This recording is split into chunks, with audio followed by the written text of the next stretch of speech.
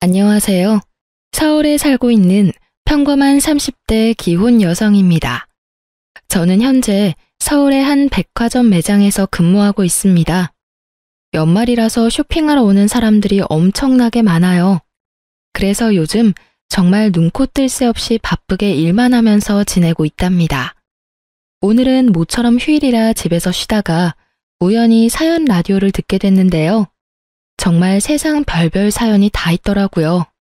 그런데 제가 결혼하고 직접 겪은 일들도 만만치가 않아서 제 이야기 보따리도 이곳에 한번 풀어보려고 합니다. 혹시 여러분은 연말과 연초 어떻게 보낼 계획이세요? 저는 12월 열심히 일하고 1월에 남편과 겨울 춘천 여행을 가기로 했습니다. 춘천에 시숙과 이혼한 형님이 가게를 하나 오픈했거든요. 사실 오픈한 지는 꽤 됐는데 제가 바빠서 못 갔어요. 처음에는 남편과 제주도로 겨울 여행을 가려고 했었는데 기왕이면 여행 가는 김에 형님도 만나려고 춘천으로 변경했어요. 사실 저는 이혼한 형님과는 언니 동생 하면서 둘도 없는 친자매처럼 지내고 있거든요. 아, 제가 형님 가게에 왜 남편이랑 가냐면요. 지금부터 제 사연 들어보면 충분히 이해 가실 거예요. 저는 그렇다 쳐도 저희 남편까지 이혼한 형수랑 거리낌 없이 얼굴 보고 지내는 데에는 그만한 이유가 있거든요. 그리고 혹시라도 당사자가 내키지 않을 수도 있을 것 같아 미리 사연 보내도 되냐고 언니한테 전화로 허락도 받았습니다. 언니가 오히려 자기 대신 속 시원하게 좀 밝혀달라고 부탁하더군요. 그럼 지금부터 떠오르는 대로 차근차근 여러분께 말씀드리겠습니다. 저는 집안 사정이 그다지 좋은 편이 아니었어서 고등학교 졸업하자마자 백화점에서 일을 했습니다. 지금은 제가 화장품 매장에서 일하지만 결혼 전에는 명품 매장에서 일했어요. 그때 저와 남편은 직원과 고객으로 처음 만났습니다. 그 당시 저는 제가 번 돈으로 엄마에게 생활비를 주고 나머지 남는 돈으로는 열심히 저를 꾸몄습니다. 어려서 스트레스를 어떻게 풀어야 하는지 잘 몰랐거든요. 그냥 휴일에 무작정 쇼핑으로 소비하는 게 일상이었습니다. 제 얼굴에 침 뱉기지만 솔직하게 말씀드리자면 지금과 달리 어릴 때의 저는 경제관념이 아주 엉망이었어요. 그래도 그나마 다행이었던 건 제가 이성관계에 전혀 관심이 없어서 다가오는 남자들은 다 거절했습니다. 사실 막연하게 호기심은 있었는데 일하느라 지쳐서 연애 따위 꿈도 못 꿨었죠. 그러다 남편을 만나 서로 첫눈에 반해서 저는 첫 연애이자 마지막 연애를 시작할 수 있었습니다. 신기하게 아무리 바빠도 연애가 가능하긴 하더라고요.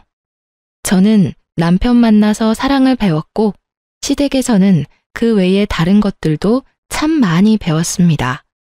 그리고 조금 부끄럽지만 미래를 위해 저축하는 법도 남편과 연애하면서 습관을 들였죠. 그렇게 연애를 2년 정도 하고 저희는 결혼 약속을 했습니다. 처음 예비시댁에 인사드리러 가는 날에 잔뜩 긴장해서 몸이 굳었던 기억이 납니다. 예비시모가 엄청 표독스러운 얼굴로 저를 한번 노려보더니 이내 안 좋은 말들을 쏘아붙이더라고요. 엄마, 우리 왔어요. 어머님, 안녕하세요. 처음 뵙겠습니다. 어머나, 누가 어머님이야? 말 조심해요, 아가씨. 이놈아, 넌 하다하다 이제 백화점에서 일하는 여자애 꼬셔서 집에까지 데리고 오냐? 넌 어떻게 생겨먹은 놈이 여자의 얼굴이면 다 되는 거야? 아니 조건 같은 건 따질 생각이 없는 거냐? 결혼이 애들 장난이냔 말이야. 아이고 데리고 온 여자의 수 좀 봐라. 아주 머리부터 발끝까지 명품으로 치장을 했구만. 겉이 화려하면 못하냐? 아무리 그래도 속은 못 바꾸지. 어머니, 그래도 처음 보는데 말이 너무 심하잖아요. 윤진이는 그냥 엄마한테 잘 보이려고 꾸미고 온 거라고요. 말이 심하긴 뭐가 심해? 어른 처음 만나는 날에 저렇게 과하게 나타나는 게 정상이냐? 난 저 아가씨 어디 TV쇼에 출연하러 온 줄 알았다. 화장은 또 얼마나 짙은지. 으유. 난 너 몇 년 잠잠하다가 결혼하래 데리고 온 데서 이제야 네가 정신 차렸나 싶어서 잔뜩 기대했어. 근데 어디 저런 인물을 데리고 와? 감히 우리 집안에 가당키나 한 줄 알아? 그리고 어른한테 인사하러 가는데 여자애가 뭣도 모르고 저렇게 과하게 꾸몄으면 너라도 말렸어야지. 으이그 속 터져. 아이고 내 팔자야. 죄송합니다 어머님. 제가 너무 잘 보이고 싶은 마음에 과하게 꾸몄나 봐요. 다음에는 꼭 단정히 오겠습니다. 어머 아가씨, 나한테 어머님이라 부르지 말라니까요. 내 아들이랑 얼마나 만나다 헤어질진 모르겠지만요. 아가씨랑 나 사이에는 다음은 없네요. 그러니까 험한 꼴 더 당하지 말고 돌아가요. 저는 그때 처음 겪는 상황에 너무 놀라고 무서웠습니다. 아무래도 저는 남편과 학력 차이도 나고 모든 면에서 스스로 부족하다고 생각하고 있었거든요. 자존감이 떨어져 저도 모르게 겉모습을 과하게 꾸몄던 것 같아요. 첫사랑이자 마지막 사랑인 것 같은 남편을 절대 놓치고 싶지 않았거든요. 그런데 아무것도 못해보고 겉모습 때문에 예비 시모의 미움을 사버리고 결혼을 못하게 될까봐 너무 무서웠어요. 예비 시모가 반대하니까 헤어지자고 할 줄 알았던 제 남편은 뜻밖에도 다 본인이 부족해서 제가 심하게 욕먹는 거라며 울면서 제게 사과했습니다. 오빠, 미안해. 아니야, 네가 왜 미안해. 우리 엄마 저러는 거 다 나 때문이야. 엄마한테 그런 모진 말 듣게 해서 내가 미안해 윤진아. 네가 아니라 내가 부족해서 그래. 다 내 잘못이야. 우리 엄마 저렇게 화난 건 너한테 이유가 있는 게 아니라 과거에 내가 하고 다닌 행동들 때문에 그래. 남편은 저랑 6살 차이가 나는데 저보다 연애 경험 많은 건 알고 있었어요. 처음 만날 때부터 자기는 여자를 엄청 많이 만나고 다녔다고 고백했거든요. 그런데 그 자세한 내막은 저도 몰랐습니다. 판도라의 상자를 열고 싶지 않았으니까요. 남편은 예비 시모가 노발대발하자 그제서야 제게 울며 자세한 내막을 털어놓는 겁니다. 남편은 집이 꽤 살았어서 백수로 오래 지내며 시부모 돈 펑펑 쓰면서 많이 놀러 다녔대요. 노는 걸 너무 좋아해서 남들보다 늦게 자리 잡았다 하더라고요. 그래서 시모가 남편을 늘 한심하게 바라보았다 합니다. 그런데 남편 얘기를 들어보니 본인 나름대로의 아픔이 또 있더라고요. 남편이 어렸을 때 시부는 늘 바람을 폈고 그는 엄마가 우는 모습만 보고 자랐대요. 그래서 더 사랑을 안 믿고 여자도 막 만나고 다녔다 합니다. 애초에 결혼을 안 할 생각으로 이 여자 저 여자 만나고 다닌 거죠. 시부가 너무 미운데 그나마 할 수 있는 복수가 인생 막 살고 돈 막 쓰는 거라 생각해서 아주 철없이 놀고 먹었다네요. 그때 치기 어린 남편이 엄마의 아픔까지 신경 쓸 여를이 없었던 거죠. 시모는 네 아빠처럼 넌 여자를 너무 좋아한다며 남편을 언제나 탐탁치 않게 생각했다고 해요. 시모에게 제발 형 하는 행동 반만 닮으라는 말을 수없이 들었다 합니다. 그러다 시부가 돌아가고 나서야 정신 차린 남편은 저를 만나서 결혼까지 결심한 거죠. 처음 시숙을 봤을 때는 남편이랑 정반대의 이미지라 저도 조금 놀랐습니다. 남편은 얼굴에도 조금 장난기가 서려있는 사람이었는데 시숙은 얼굴부터 차림새 전부 점잖아 보였거든요. 하지만 나중에 직접 겪어보니 전혀 그렇지는 않더군요. 시숙은 겉모습과 속이 아주 다른 사람이었어요. 하지만 형님만큼 겉과 속이 일치하는 사람이었습니다.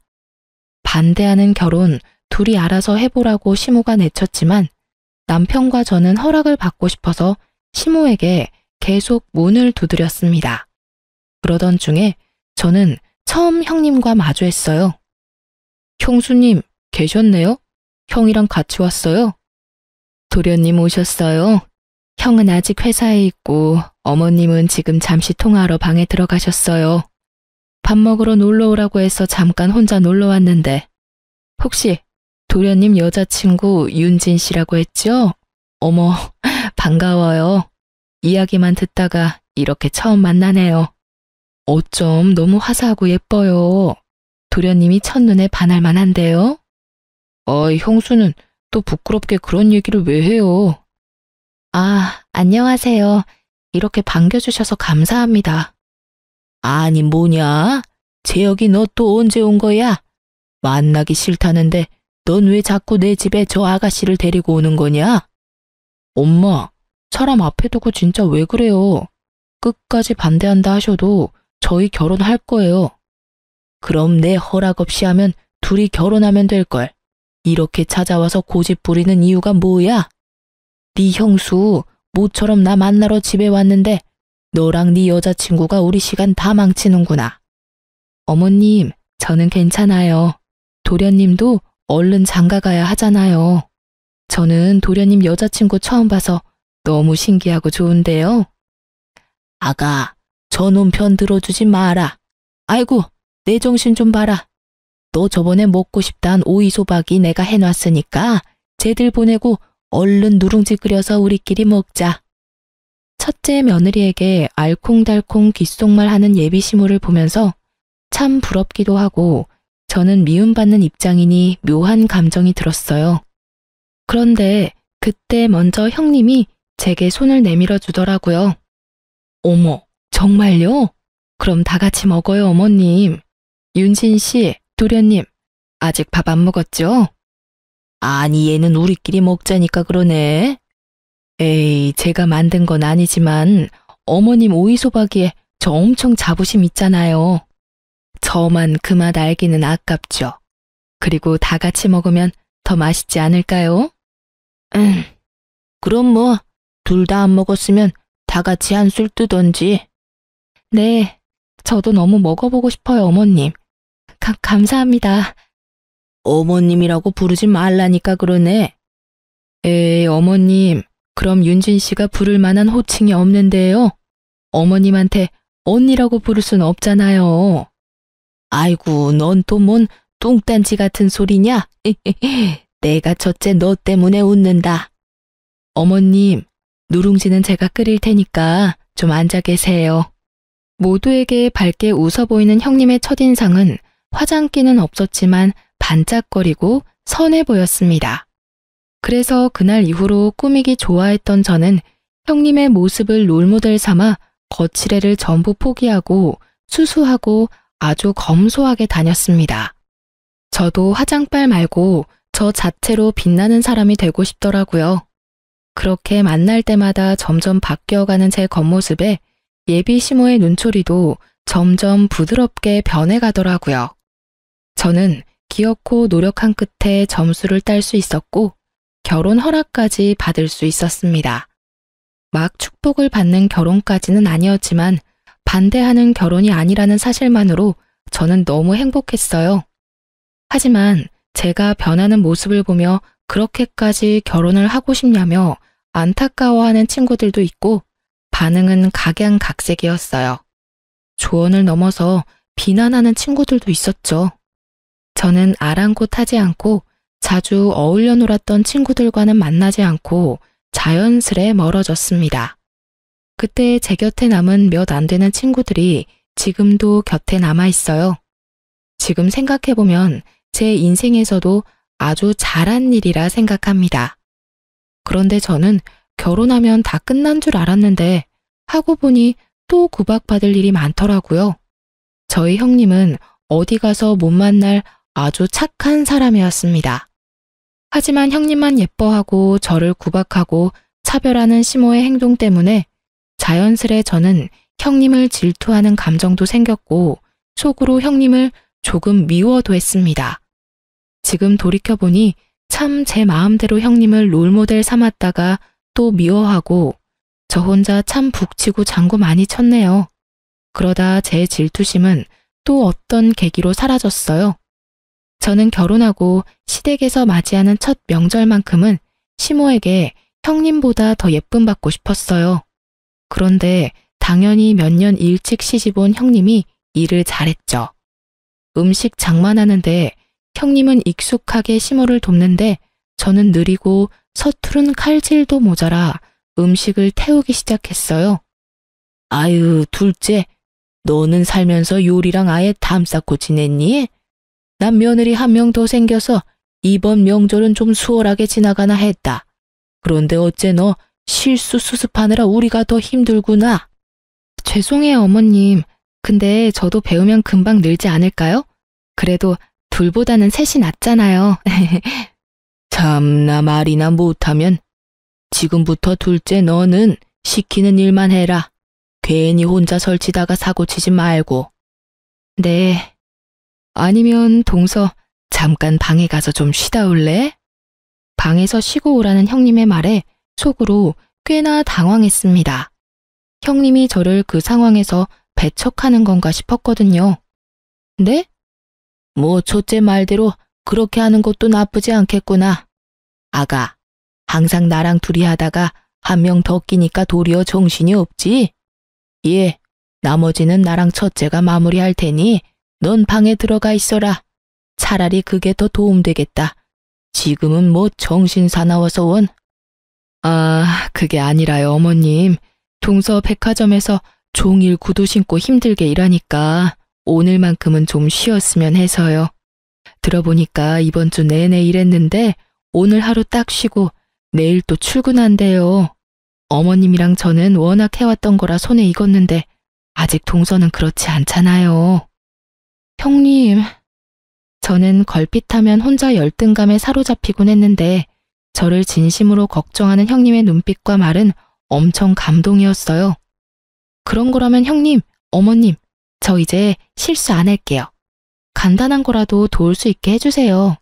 저만 가서 어떻게 쉬어요? 저 하나도 안 힘들어요. 오히려 혼자 쉬는 게 더 힘들어요.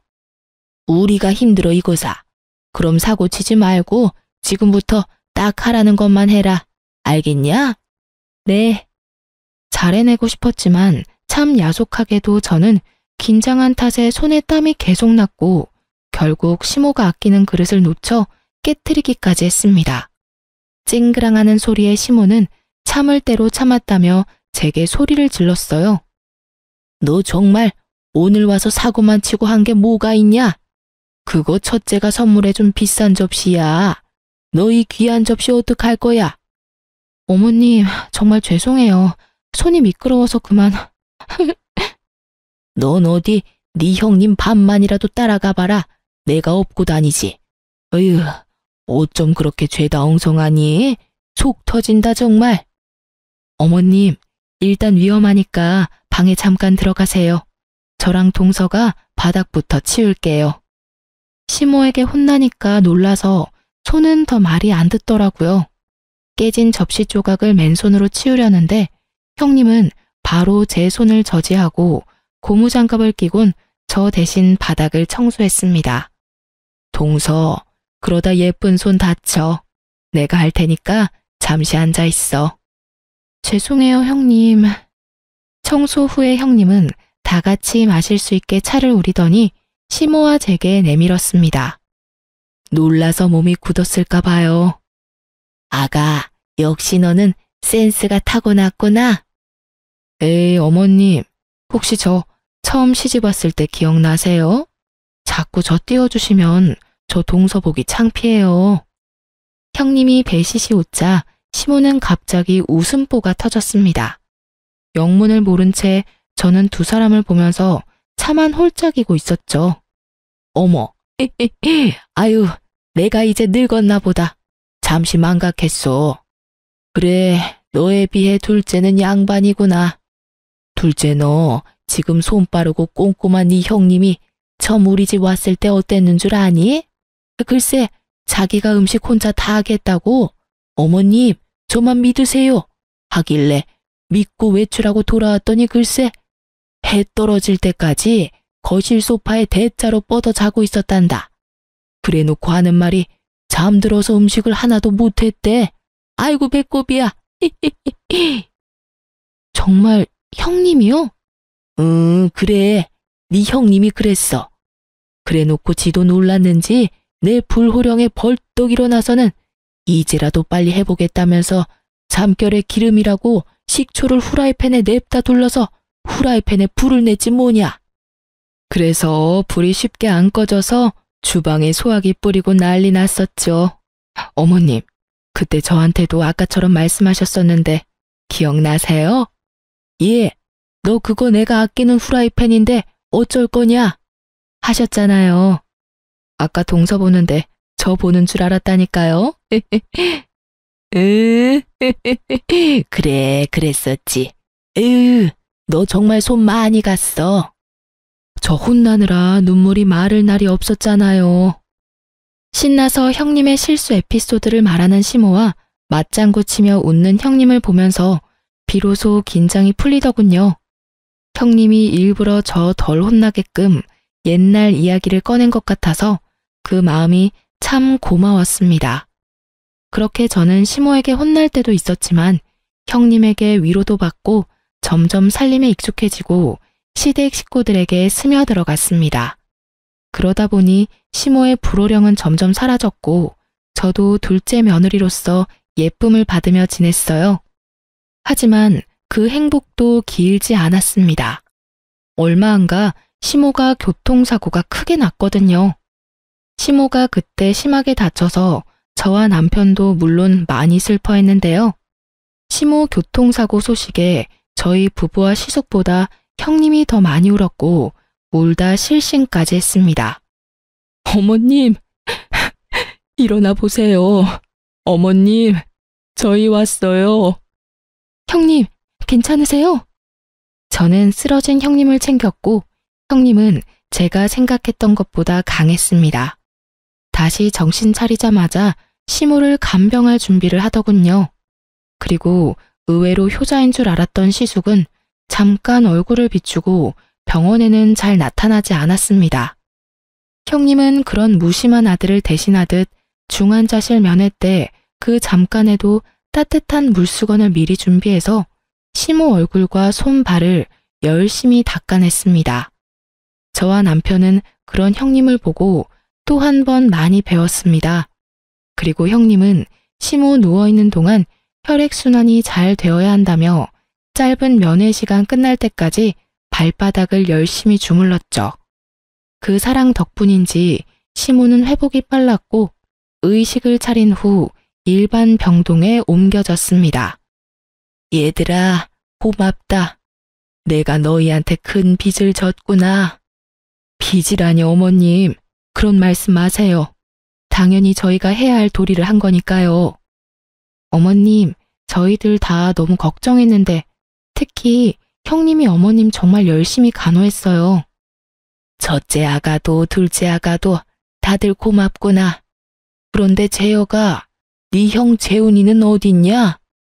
어머님, 그이는 일이 바빠서 오늘 못 왔어요. 죄송해요. 아니다, 괜찮다. 안 보여서 하는 말이지 뭐. 엄마, 형 대신 내가 있잖아. 이제 절대 아프면 안 돼요, 엄마. 그래, 이제 그럴 일 없을 거다. 내가 우리 아들들한테도 고마워. 그나저나 재훈이도 얼굴 보고 싶었는데 요즘 일이 많이 바쁜가 보구나. 그때 형님은 어딘가 불편한 얼굴로 웃어 보였어요. 저는 뭔가 이상하다 눈치는 챘지만 무슨 사정이 있겠지 하고 묻지는 않았습니다. 그때부턴 형님과 제가 번갈아 가면서 어머님을 간호했어요. 하지만 저는 백화점에서 일을 하고 있어서 형님이 거의 다 한 거나 마찬가지였죠. 저희 남편도 일이 무척 바빴지만 일주일에 한 번은 꼭 종일 시모 병원에 저와 함께 있었습니다. 그런데 아무래도 남편이 병원에 와도 남자니까 크게 할 수 있는 게 없는 겁니다. 시모는 화장실을 혼자 다닐 수 없어서 한동안 기저귀를 차고 있었는데 그런 시모의 기저귀를 남편이 직접 갈아줄 수 있는 것도 아니었습니다. 남편은 아들로서 무능한 마음이 든다고 괴로워했어요. 그래도 남편은 엄마의 기저귀는 직접 못 갈아도 병원에 가면 자기가 할 수 있는 일을 꼭 찾아서 작은 거라도 보탬이 되려고 노력했습니다. 예를 들면 물 떠오기, 손 발톱 깎아드리기, 다리 주물러드리기 등등 자질구레하지만 꼭 필요한 일들을 찾아서 했죠. 그리고 남편은 잊지 않고 제게 고맙다고 표현도 잘해줬습니다. 여보, 백화점 일하느라 우리 엄마 신경 쓰느라 요즘 당신 정말 고생이 많아. 정말 고마워. 나만 고생인가? 모두가 고생이지. 난 괜찮아. 그리고 형님이 거의 어머님 간병 다 하고 있잖아. 그나저나 형님 요즘 얼굴이 너무 수척해졌던데 걱정이야. 그럼 내일은 잠깐이라도 당신이 형수랑 몸보신할 겸 밖에 나가서 맛있는 거 사 먹고 와. 잠깐은 나 혼자 엄마 옆에 있어도 되지 않을까? 그래, 좋은 생각이네. 그렇게 저는 남편과 어머님을 보러 갔는데 시모는 갑자기 아들 낳아봤자 키워봤자 다 소용없는 거라고 한숨을 깊게 내쉬었습니다. 다 소용없어. 나도 딸을 낳았어야 하는 건데. 엄마, 듣는 아들 섭섭하게 왜 그러셔? 오늘 컨디션 많이 안 좋아요? 이 여사 왜 이러실까? 우리 어머님 욕심 너무 많으시다. 이미 형님이랑 제가 딸이잖아요. 분위기를 풀어보려는 저와 남편의 노력에도 시모는 좀처럼 웃질 않았고 얼굴이 어둡더라고요. 시모 얼굴에 드리워진 그늘과 근심이 얼굴 콧배기도 안 비추는 시숙 때문이란 걸 형님을 통해 뒤늦게 알았습니다. 아까 아침에 어떤 할머니가 어머님한테 며느리는 둘인데 왜 아들은 하나냐고 했거든요. 그 말에 빈정이 많이 상하셨나 봐요. 형이 병원에 잘 안 와요? 그때 한 번 오고 안 오네요. 그 사람이 내 말은 통 듣지를 않아서요. 혹시 서방님이 형한테 병원에 좀 오라고 말해줄 수 있어요? 그럼 한 번은 올 것 같은데. 형수님, 혹시 형이랑 싸웠어요? 그게... 그럼 제가 형한테 직접 말해볼게요. 남편은 어떻게 시숙을 곧장 병원으로 불렀고 시모는 큰아들 오랜만에 보고 얼굴이 밝아졌습니다. 아이고, 우리 큰아들 왔어? 아이씨, 엄마, 아직도 소변줄 하고 있어요? 병실에 지린내가 진동하네. 저건 도대체 언제 떼는 건데? 그런데 시숙은 잠깐 왔는데 오자마자 한다는 말이 너무 충격적이었어요. 인사도 없이 그 말을 남기고 시숙은 인상을 팍 쓰고 병실을 나가버렸어요. 그 모습에 충격받은 듯한 시모의 얼굴 보고 제 남편은 오히려 애써 아무렇지 않은 듯 너스레 떨었어요. 소변통 들고 비우고 온다 말하며 뒤따라 병실을 나갔습니다. 엄마, 나 이거 소변통 비우고 형 찾아올게요. 바람핀 시부가 죽고 유산은 많이 남겼지만 그 돈으로 1인 병실 안 쓴다던 시모였어요. 하지만 저희 남편이 절대 1인실 아니면 2인실 해야 한다고 고집부려서 시모는 2인 병실 쓰고 있었습니다. 만약 시모가 다인실을 쓰고 있었으면 시숙의 망언이 사람들 앞에서 무슨 망신이었을까 아찔했습니다. 게다가 한 명이지만 다른 환자도 있는 곳에서 큰아들한테 무시당한 시모가 꽤나 큰 충격을 받았는지 눈가에 눈물이 맺히는 걸 볼 수 있었어요. 근데 저놈이 지금 나한테 무슨 말을 한 거냐? 어머님, 괜찮으세요? 좀 망할 놈의 자식이. 형님이 시모를 챙기는 사이 저는 혹시 몰라 남편을 따라 나섰습니다. 그때 처음으로 형한테 반기를 드는 남편을 보게 됐습니다. 소변통 든 저희 남편이 흥분해서 시숙이랑 싸우고 있었죠. 야, 너 어떻게 말을 해도 그따위로 해? 형한테야? 너? 참나. 너 내가 경고하는데 위아래 구분 똑바로 해, 이 자식아. 아, 넌 뭐 위아래가 있어서 아픈 엄마한테 지린내가 어쩌고 막말했냐? 이제 엄마 멀쩡해 보이니까 2인실 못 쓰게 해라. 뭐? 너 지금 뭐라고 했냐? 간호사한테 당장 다인실로 옮겨달라 해. 노인네 저렇게 병원비 쓰는 만큼 나랑 네가 받을 유산 줄어드는 거야. 너 정신 바짝 차려라. 엄청난 말을 하면서도 변화 없는 시숙의 얼굴을 보니 꼭 소시오패스가 따로 없었습니다. 결국 남편이 형의 멱살까지 잡아버렸고 저는 놀라서 남편에게 달려갔습니다. 여보, 근데 이 자식이 이거 안 놔? 그런데 저보다 한 발 빨리 형님이 달려갔죠. 저희 남편이랑 금방이라도 치고 받고 싸우려는 시숙을 보고 일침을 가하는 형님이었습니다. 당신이 잘못한 거 맞잖아. 왜 서방님을 때리려고 해? 가족들 앞에서는 적어도 돈 욕심 티 안 낼 수 없어? 창피하다 정말. 형님의 말에 시숙은 싸늘하게 비웃으며 말했습니다. 네가 뭔 상관이야? 이제 이 집안이랑 상관도 없는 게 어디서 질척거리고 있어? 저리 안 꺼져? 시숙의 말에 순간 남편과 저는 벙치고 말았고 다시 한번 다인실로 옮기라는 경고를 남기고 시숙이 사라지자 형님은 아이처럼 주저앉아서 엉엉 울었습니다. 나 어떡해요, 서방님? 동서, 나 어떻게 살아 이제? 형님, 왜 그래요? 무슨 일 있어요? 형수, 왜 그래요? 저놈, 아니, 형이 형수님한테 왜 저렇게 말해요? 서방님 형, 어떤 젊은 여자랑 바람났어요. 당장 이혼하재요. 네? 형님은 시숙이 바람 피는 걸 알면서도 지금까지 살뜰히 시모 병수발 들고 있었던 겁니다. 바람 펴놓고 당당하게 이혼하자는 시숙이었는데 형님은 아픈 시모 충격받을까봐 합의 이혼하는 조건으로 잠시 이혼도 미루고 있었습니다. 소송 이혼으로 해도 모자랄 판이었는데요. 절대로 형한테 쉽게 이혼 도장 찍어주지 마요, 형수. 나 이제 어떡하죠? 며칠 전에 이미 찍었어요. 어머님한테 당장 말한다고 해서 더 이상은 미룰 수가 없었거든요. 네? 형수 바보예요? 바보냐고요? 분하긴 하지만 갑자기 이혼 사실 알려서 어머님 쓰러지기라도 하면 어떡해요. 그렇게 바보같이 미련한 형님을 보고 저와 남편이 도리어 울먹였네요. 잠깐 울고는 다시 초연한 얼굴로 시모가 상처받는 건 싫다는 형님이었습니다. 아무리 합의 이혼은 했어도 상간녀 소송이라도 걸어야 해요. 어떻게 해서든 방법 다 총동원해서 바람난 놈 엿먹어야죠. 제가 도울게요. 맞아요. 형님, 저도 남편 따라 뭐든 도울게요. 어떻게 이렇게 예쁘고 착한 형님을 두고 바람이 나요? 고마워. 고마워요. 저희 부부는 형님과 변호사를 만나서 상담도 하고 이런저런 계획을 세우고 있었는데 시숙은 초스피드로 형님이랑 합의 이혼하자마자 재혼을 했습니다. 어떻게 알았냐고요? 시숙이 직접 당당하게 말하더군요.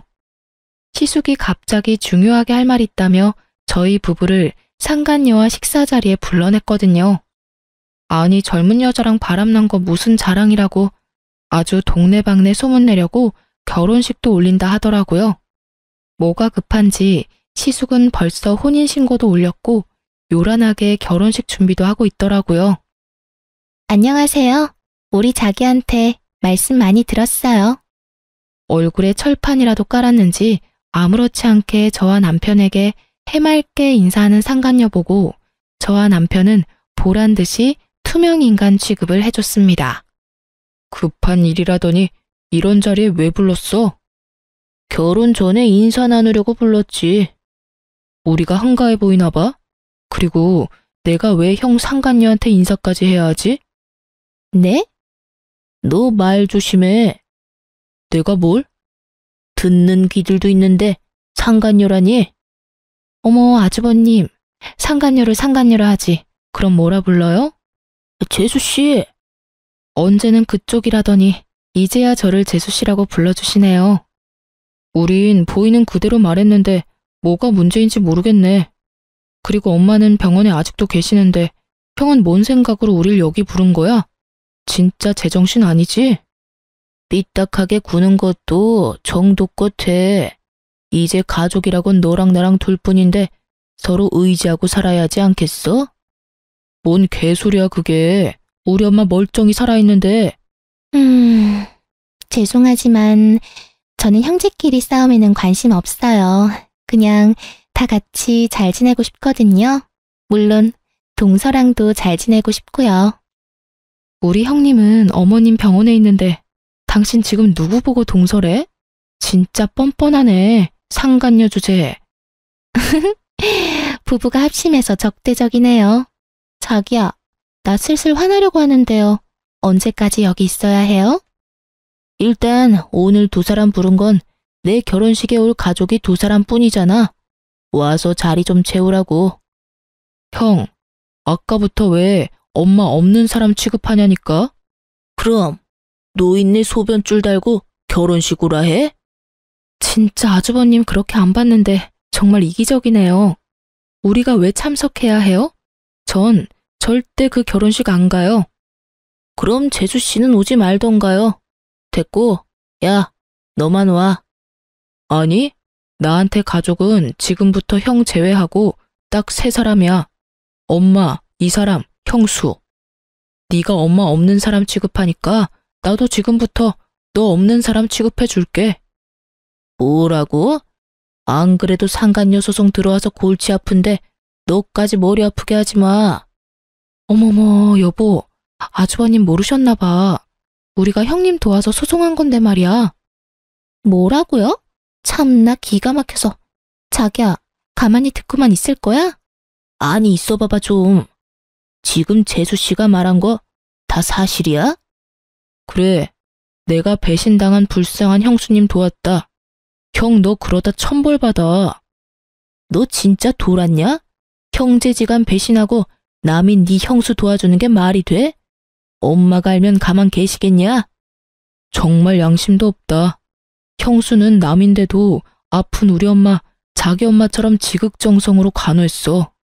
엄마가 형 너 바람난 거 알면 누구 편 들까? 너 정말? 아니, 동생이 저렇게 나대는데 자기는 멍청하게 당하고만 있을 거야? 상간녀는 씩씩거리더니 저희 남편에게 갑자기 물을 뿌리려고 하더군요.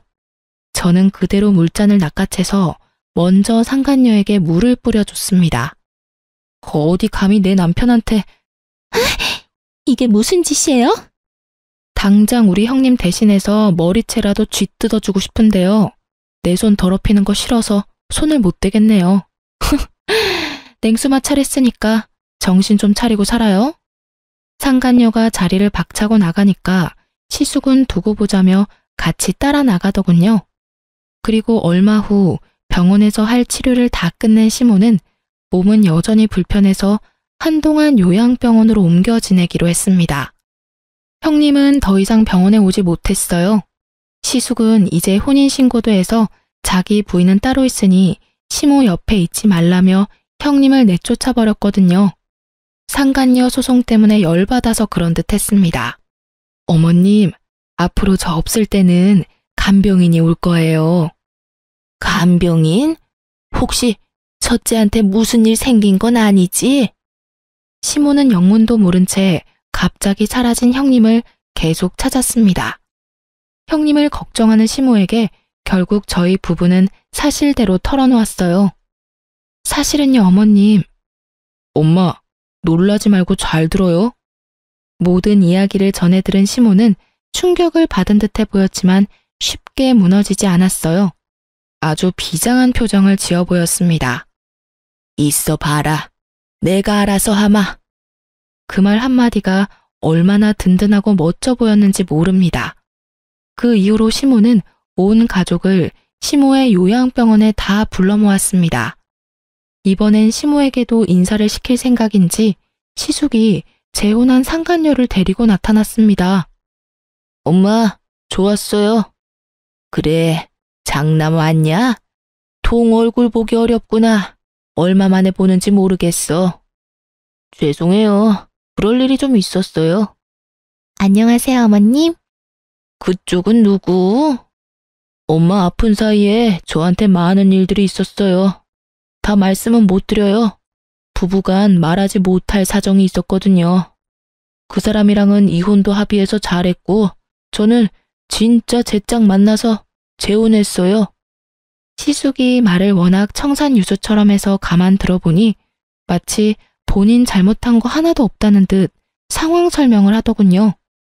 그래서 뭐 이혼했다는 거냐? 예. 재혼도 그 사이 했고? 네. 결혼식은 좀 이따 올릴 건데 혼인신고 먼저 했어요. 그래서? 왜? 그동안 코빼기도 안 보이더니 이제서야 새 부인 데리고 나타난 이유가 뭐냐? 그게 저 요즘 사업이 좀 어려워져서요. 엄마가 좀 도와주셔야겠어요. 그래? 2억 정도 필요해요. 2억 달라는 말을 시모에게 아무렇지 않게 꺼내는 시숙을 보고 저와 남편은 깜짝 놀랐습니다. 뻔뻔한 것도 정도가 있잖아요. 게다가 시숙은 결혼식 비싼 호텔에서 해야 한다며 돈을 펑펑 쓰고 있었거든요. 사업이 어려운 와중에도 시숙은 바람피고 무리하게 재혼하느라 사치하고 있었던 거예요. 놀란 저희 부부와 달리 잠자코 듣던 시모의 얼굴에는 표정 변화가 없었습니다. 안 그래도 나 죽고 나면 유산은 어떻게 할지 모두에게 말해주려고 오늘 불렀다.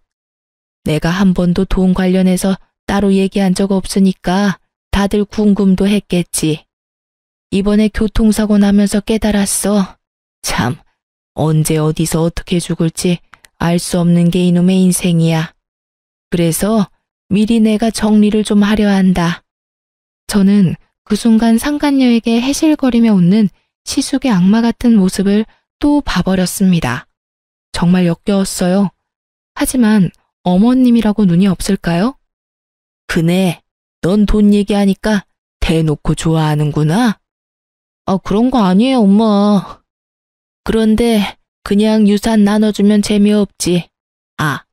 나도 보험은 들어놔야 할 거 아니야? 내가 죽기 전까지 나 보살필 놈한테 더 많이 줘야지. 안 그러냐? 그럼 이제 말해봐라. 나 요양병원에서 퇴원하면 첫째, 둘째 중에 어느 집으로 가면 되냐? 그게... 시모의 말에 시숙은 머뭇거렸고 남편은 그런 시숙을 비웃었습니다. 엄마, 둘째 아들이 모실게요. 네, 어머님, 저희 집으로 오세요.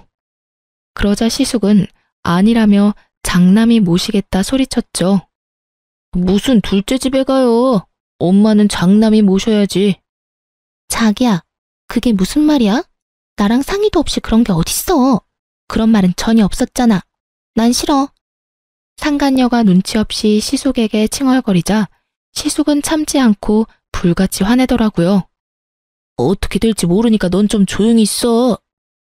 에휴, 젊은 아가씨가 아주 꽉 막혔네. 나도 태어나기 전까지 고민을 좀 해봐야겠어. 그럼 이제 내 수발은 아가씨가 될 건가? 재혼했으니까 말 편하게 할게. 지금 내 상태는 알고 있고. 네? 수발이라뇨? 계속 간병이 쓰는 거 돈 아깝잖아. 내가 전보다는 나아지기는 했는데 요즘 통 화장실 가기 전에 지려서 기저귀를 다시 차고 있어. 그래도 소변줄 뗀 게 어디야? 기저귀 갈아주는 거 어렵지 않지? 저는 그런 거 못해요. 차라리 간병인을 쓰세요. 얼굴 빨개진 상간녀가 머뭇거리며 못한다 했어요. 그러자 시모는 쌍심지를 켜고 상간녀에게 말했습니다. 왜? 집에 시어머니 모시는 것도 못하겠고 병원 와서 내 기저귀 가는 거 겨우 그것도 못하겠어? 그럼 도대체 네가 할 수 있는 게 뭐야? 원래 내 큰며느리는 더한 것도 했는데 넌 왜 못해? 그럴 거면 너 왜 내 큰며느리 자리를 꿰차고 있는 거야? 그러자 시숙은 귓속말로 상간녀에게 쏘아붙였습니다. 귓속말이라고 하기엔 너무나 목소리가 커서 다 들렸지만요. 아이씨, 말이라도 어떻게 잘해봐. 뭐라도 좀 해보라고. 내가 뭘 어떻게 해? 아니, 어떻게 내가 더럽게 당신 엄마 기저귀를 갈아주냐고. 그러려고 내가 이 결혼한 줄 알아? 시숙은 뭐라도 하라고 눈치 주고 상간녀는 못 참겠는지 빽 소리를 지르더군요. 그 모습을 지켜보던 시모는 깔깔깔 웃으면서 병실 침대 옆 쓰레기통에 있던 자기 기저귀를 꺼내 상간녀 얼굴에 던졌습니다. 더러워 진짜. 으, 아줌마 미쳤나봐. 이게 뭐 하는 짓이에요? 노막 났어요? 바람 피운 건 안 더럽고. 바람 아니거든요. 사랑한 거예요. 엄마, 진정하세요. 이혼하고 만난 거라고요. 바람 핀 거 아니에요. 바람? 뭔 말도 안 되는 변명을. 넌 바람까지 펴놓고 조강지쳐 한 푼도 주지 않고 매정하게 내쫓아? 쓰레기 같던 네 애비도 그러지는 않았다. 바람은 밥 먹듯이 폈지만 돈은 나한테 다 남겼어, 이놈아. 네 애비보다 더한 악마 같은 놈아. 넌 오늘부로 내 자식 아니야. 그리고 내 며느리는 여전히 딱 2명이야. 지금 내 옆에 있는 둘째 며느리랑 지금 병실 들어오는 첫째 며느리. 그때 형님이 병실 문을 열고 들어오자 얼굴이 썩어가는 상간녀와 시숙이었습니다. 어머님, 저 왔어요. 네가 여기 어디라고 와? 어라? 옆에 그 남잔 누구냐? 그새 남자도 생겼어? 웃기게도 주제에 형님 옆에 있는 남자를 은근히 신경 쓰는 시숙이었죠. 난 어머님이 오라고 해서 왔는데. 어서 와라. 마침 타이밍 잘 맞게 왔어. 형님 옆에 서 있던 남자는 다름 아닌 시모가 부른 변호사였습니다. 이제부터 정리를 좀 해보자고. 땡땡동의 5층 건물은 둘째네 부부에게 주기로 하셨습니다. 엄마, 나는요? 큰아들은요? 변호사님, 제가 받을 건요? 현재 여사님께서 살고 있는 집 말고 따로 세주고 있는 지방 아파트 한 채 있습니다. 변호사가 뜸들이며 누구 줄지 말을 안 하니 시숙은 초조한 얼굴로 재촉하더군요. 일단 그 아파트 말고 첫째 아들분께는 통장을 남기기로 하셨습니다. 물론 지금 당장 진행하는 게 아니라 모든 재산은 피상속인이 사망하시고 난 뒤에 유산으로 상속받는 겁니다. 알아요. 그러니까 내가 얼마나 받는데? 내 아들한테 미리 보여줘요. 네, 그럼 여기 통장. 변호사에게서 시숙이 화난 얼굴로 통장을 받아들고 상간녀랑 시숙은 금액을 확인했습니다. 일십, 백, 천만, 십만, 백만, 고작 200만 원? 뭔가 잘못된 것 같은데요? 시숙이 당황하며 재차 금액 다시 확인해도 200만 원이었어요. 금액이 뭔가 이상해요. 뭐가 이상해? 그게 딱 네 놈이 받을 돈인데. 엄마, 200이 아니라 당장 2억이 필요하다고요, 나는. 그 200만 원은 사실 병실에 지린내 난다며 병문안 못 오겠다던 그날 시숙이 어머님 통장으로 입금했었던 돈이었어요. 이 집구석 별꼴이야 정말. 돈은 많대서 이혼남이랑 결혼했는데 사업은 오늘 내일 하고 받을 유산 많대서 기대했더만 가진 거 쥐뿔도 없는 놈이네 이거. 사기 결혼이야. 이혼해. 뭐? 잠깐 기다려봐. 뛰쳐나가는 상간녀의 세상 다 잃은 얼굴로 시숙은 무릎 꿇고 빌었습니다. 엄마, 나한테 왜 이러세요? 아들이 잘못했어요. 이제 장난 그만하시고요. 아파트는 나 줄 거죠? 한심하기 짝이 없는 니놈한테 내가 왜 아파트를 줘? 저 여자랑 당장 이혼할 테니까 제발 제목 유산은 제대로 남겨줘요. 에이. 시모가 들은 척도 안 하자 시숙은 시모의 바짓가랑이를 붙잡으며 말했습니다. 엄마, 그럼 아들 사업이라도 좀 도와줘요. 아까 말한 2억은 도와줄 거죠? 나 이러다 진짜 망해요. 2억? 2억이 누구 개 이름이냐? 맡겨놨어. 난 앞으로 나 먹고 살 돈이란 병원비밖에 없어 이제. 엄마. 변호사 선생님, 나 죽으면 작은 건물 말고도 나머지 남은 돈들이랑 내가 살던 집은 둘째한테 줄 거예요. 나 때문에 고생을 많이 했거든. 아파트는요, 엄마? 아파트 있잖아요. 이미 난 네 조강지처한테 그 아파트 줘버렸는데 네가 이혼 안 했음 그 아파트 팔아서 같이 썼겠지. 멍청한 놈. 어디 지 아빠랑 똑같은 짓거리를 해? 꼴도 보기 싫다. 다신 내 앞에 나타나지 마라. 뭐라고요? 야, 너 사실이야? 그런 걸 받았으면 나한테 말을 했어야지. 몰랐니? 탐낼 걸 탐내. 어머님이 나 평생 고생만 하고 불쌍하게 이혼당했다고 너 대신 위자료 챙겨주신 거거든? 어머니, 제발요.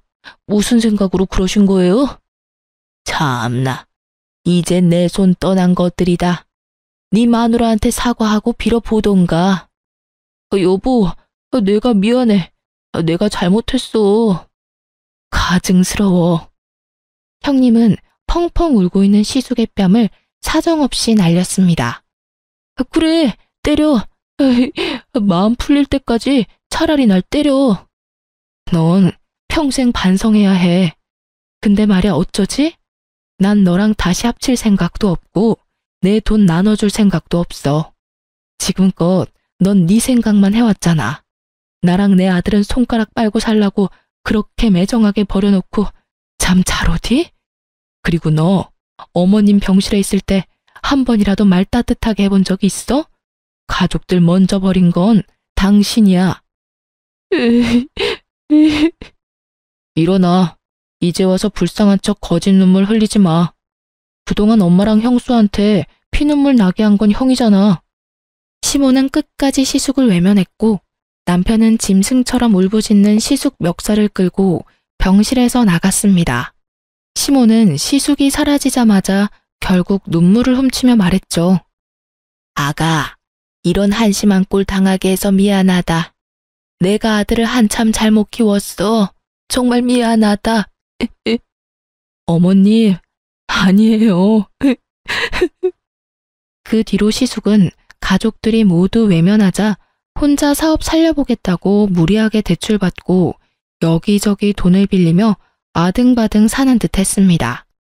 대출금 갚는 것만 월 몇백이라서 남편에게 빌빌 기면서 한 번만 돈 좀 빌려달라고 구걸한 적도 있었어요. 남편은 형에게 그러게 왜 똑바로 살지 않았느냐고 네 어포라며 절대 한 푼도 빌려주지 않았습니다. 시숙은 그렇게 대출까지 끌어다 썼지만 결국 사업도 망하고 빚만 가득한 폐인이 됐습니다. 상간녀는 당연히 시숙 버리고 도망간 지 오래였고요. 잘못에 비해 택도 없이 적은 금액이긴 했지만 형님은 상간녀 소송으로 위자료도 받았습니다. 그렇게 멀끔하고 점잖아 보였던 시숙은 인생 쫄딱 망하고 고시원살이를 하고 있어요. 형님은 앞서 말했던 것처럼 친정엄마랑 춘천에서 장사를 하고 있는데 말 그대로 초대박이 나서 아주 바쁘고 재밌게 살고 있습니다. 조카도 이번에 고등학교 들어가는데 공부 잘해서 기숙사에 들어가서 살고 있고요. 안타깝게도 어머님 말대로 죽음은 갑자기 찾아왔고 저희 어머님은 1년 전 돌아가셨습니다. 시숙은 어머님 장례식장에 나타나지도 않았습니다. 재산을 받지 못한 것에 아직도 앙심을 품은 것 같아 보였어요. 그래도 부모이고 핏줄인데 어쩜 이리 무정할까요? 그 뒤로 어머님 유산은 어머님이 말한 대로 다 받았습니다. 형님은 그 아파트 팔아서 가게 여는데 조금 보탰고 나머지는 공부 잘하는 조카 나중에 유학 보내줄 거래요. 피 안 섞인 시모를 살뜰히 간병하고 의리 지켜서 결국 행복해진 저희 형님. 아직까지도 저는 대단하게 느껴집니다. 평소에 좀 무뚝뚝할지라도 바람만이라도 안 폈으면 시숙이 시모의 유산을 받을 수 있었을까요? 생각해보니 것도 아닐 것 같네요. 멍청하게 돈도 가족도 모두 잃은 시숙 보면서 저희 남편은 더 올바르게 살려고 노력하고 있습니다. 아빠와 형을 절대 요만큼도 닮고 싶지 않다면서요. 절대 하늘은 손바닥으로 못 가리는 것 같아요. 시숙과 형님 보면서 결국 마지막에는 착한 사람이 이기고 나쁜 사람이 벌 받는다는 걸 저는 간접적으로 경험했습니다. 어머님이 마지막 순간 했던 말이 저는 아직까지도 마음이 아파요. 남편에게 제발 너라도 가정 지키고 행복하게 살아라 라고 하셨거든요. 원래도 착한 저희 남편은 시모의 마지막 말처럼 가정에 정말 충실하고 있습니다. 남편과 저는 서로 의지하면서 잘 살고 있습니다. 하늘에서 저희 어머님도 상처 없이 잘 지내셨으면 좋겠습니다. 그럼 지금까지 제 긴 사연 들어주셔서 감사합니다.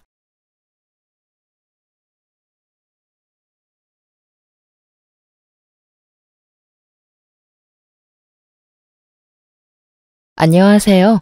얼마 전 기가 막힌 일로 이혼하고 이렇게 글을 쓰게 된 30대 후반의 돌싱이에요. 저의 결혼 생활은 생각보다 짧았고 그걸 지금도 천만다행이라고 생각하고 있어요. 저는 남편과 결혼한 지 4년 만에 이혼을 하게 됐어요. 결혼했을 당시에는 남편이 너무 잘해줘서 남편에게 문제가 있을 거라는 생각은 한 번도 해본 적이 없었어요. 제 앞에서는 완벽한 남자친구였으니까요. 한 번쯤 의심해봤다면, 아니, 남편의 폰이라도 한번 열어봤다면 저에게 이런 일은 일어나지 않았을지도 모르죠. 저는 남편을 의심해 본 적이 한 번도 없거든요. 남편 폰을 열어서 확인한 적도 없었어요. 사랑이란 신뢰와 믿음만으로 유지되는 거라고 믿는 순진한, 아니, 바보 같은 사람이었던 거죠. 저와 남편의 결혼이 순탄했을 것 같지만 의외로 우리의 결혼은 생각보다 험난했었어요. 저는 그리 내세울 만한 직업을 가진 것도 아니었고 집안이 빵빵한 것도 아니었거든요. 시댁은 시부가 사업을 해서 돈도 많았고 특히 시모가 교육자 집안이라 그런지 굉장히 보수적인 분들이어서 예의범절, 가문 이런 걸 따지셨거든요. 그런 분들에게 평범하게 자란 제가 마음에 들 리가 없었죠. 당시에는 저도 남편을 무척 사랑했으니 결혼을 포기하고 싶지 않았어요.